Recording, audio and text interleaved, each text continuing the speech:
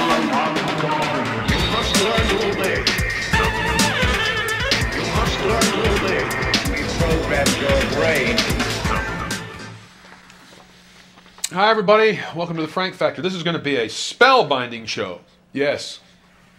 Because we're going to talk about delegates. What the hell are delegates and superdelegates? Can superdelegates fly through the air with the cape?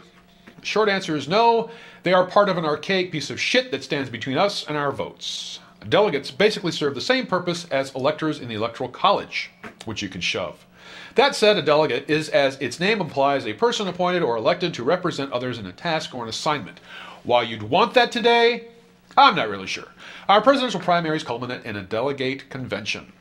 Presidential candidates are named in these conventions, and they are composed of delegates chosen in part by state conventions and local party rules.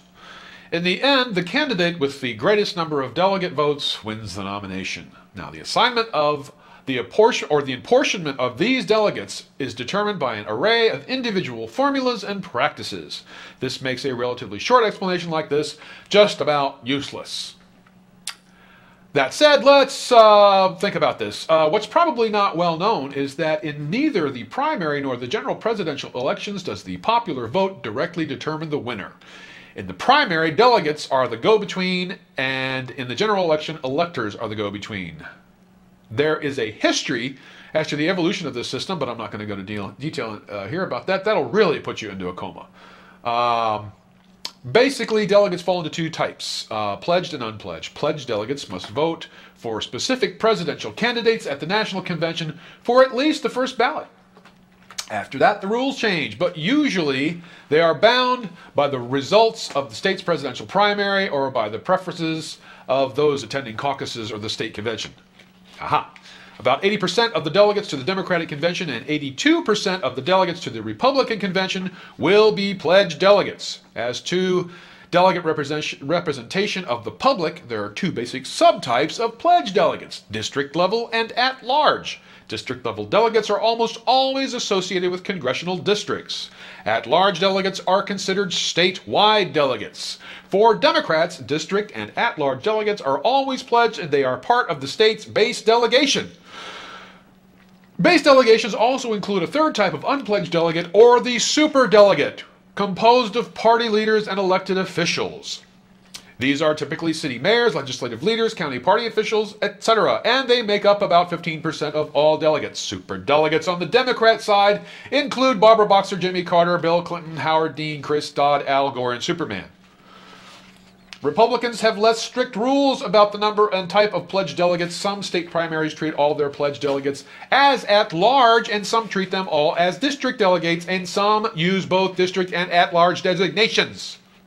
Republicans have not standardized how pledged delegates are allocated. Republican pledged delegates can be released by a withdrawn candidate depending upon state party rules. Unpledged delegates are by definition free agents who are not bound by the results of the state's primary caucuses or our bloody votes. They can vote for whomever they like at the National Convention. For Democrats, each state's number of unpledged delegates is based on the following criteria: the number of Democratic National Committee members from that state, the number of Democratic members of Congress from that state, whether that state has a Democratic governor, and that state's number of distinguished party leaders such as former presidents, vice presidents, former U.S. Senate leaders, or U.S. House speakers, and an add-on group of unpledged delegate spots based on that state's Democratic National Committee member votes. The GOP rules for unpledged delegates are much less standardized. Democrats made numerous efforts over the history of the delegate process to include minorities and women, and this is reflected somewhat in their more complex formulae. Unpledged delegates should not be confused with uncommitted delegates. If the presidential preference uncommitted did well enough in a primary or a convention, uncommitted is treated much like a presidential candidate.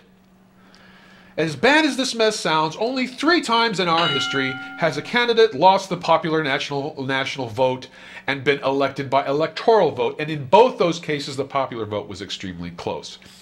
Basically, the system has worked pretty well, but our founding fathers' concerns with direct popular elections have mostly vanished. The national political parties have added to party familiarity and have been around for years. Travel and communications are no longer problems. We all have access to nearly every word spoken by every candidate, so those obstacles really no longer exist to any great extent. If it were up to me, no more delegates, no more electoral college, give me paper ballots and give me a receipt, and let's move on already. Thank you very much for watching and for your patience. I hope this helped somewhat. I can't see how it possibly has, but boy, there goes like 5 or 6 minutes of your life you'll never get back again. Anyway, thanks again. I really appreciate it, and we'll see you next time.